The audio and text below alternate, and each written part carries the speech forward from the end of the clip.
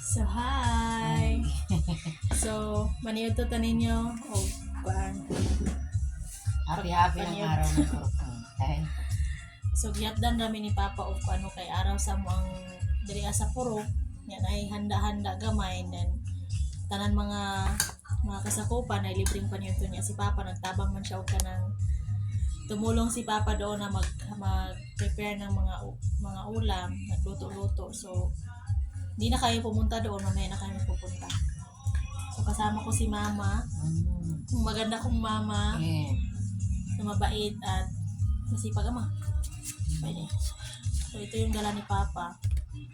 Dala siyang lechon. Meron ding fried chicken, pansit, hindi mawawala yung pansit.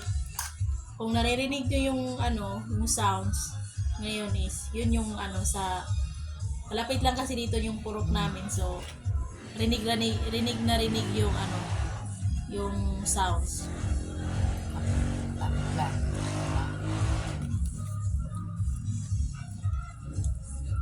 Ama, na ako pangutana sa inyo. Nga nung gwapa man ka, bakit maganda ka? Buhat sa Ginoo. Na ay gwapo, na ay pangit. Buhat na sa Ginoo.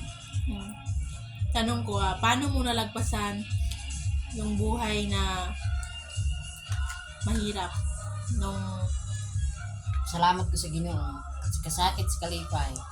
Nang lang. Mubarog yun kita nga maligong ating ipahari ang tulong sa Ginoo sa ating kasangkasan. Kasi rin sa kay mga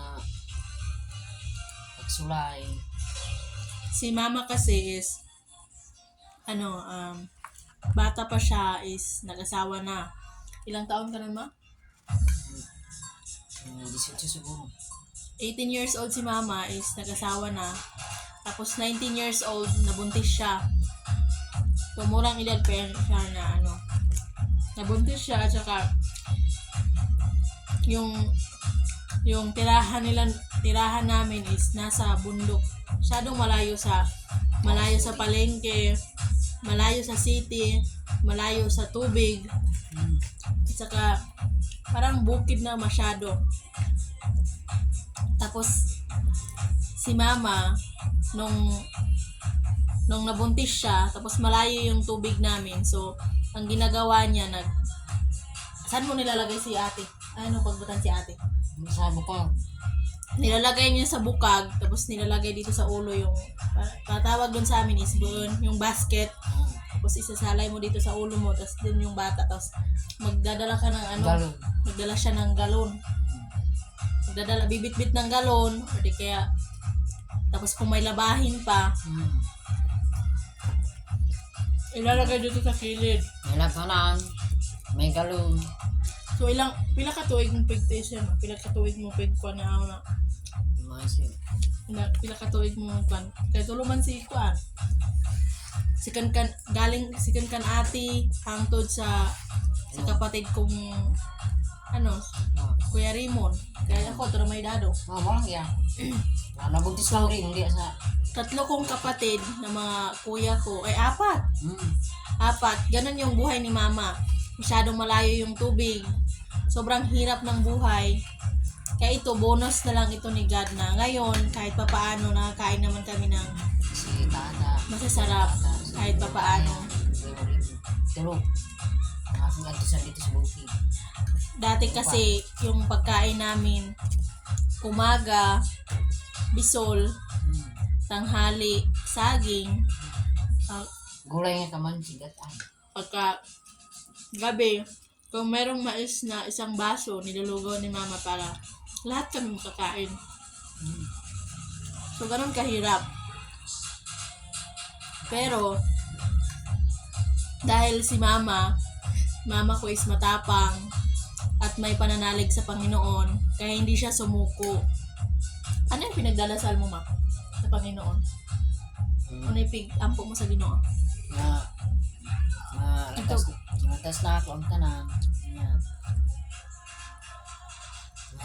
Nung pa sa nasa Libya, inantusong kamusta ng panahon. Say, pagkabalusan po kamo sa Ginoo. Ang mga ago, ang pag-antos, balusan po sa Ginoo. So, yun yung pinanghawakan ni Mama na verse na salita ng Panginoon na kahit na nahihirapan ka na sukong-suko ka na, huwag kang titigil kasi isipin mo palagi na andyan yung Panginoon, hindi ka niya iiwan at hindi ka niya pababayaan. Kaya ngayon, natupad yung tinupad ng Panginoon yung mga prayer ni Mama Kanya na pasagda.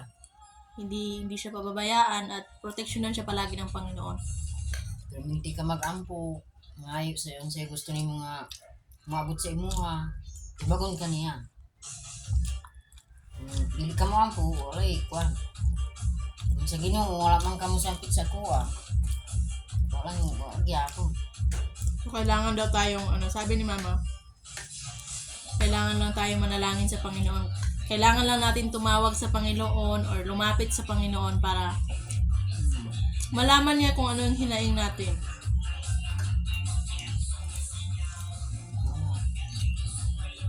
Kaya,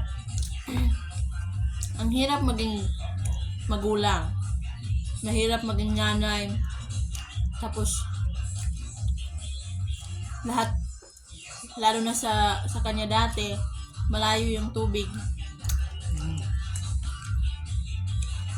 Tapos yung asawa mo, umiinom pa, uuwian ka ng yung nakainom. Grabe nga pag-antos ba? Antos lang na ako. Parang kumasantos. Sabi ni Mama, ano lang talaga, sakripisyo.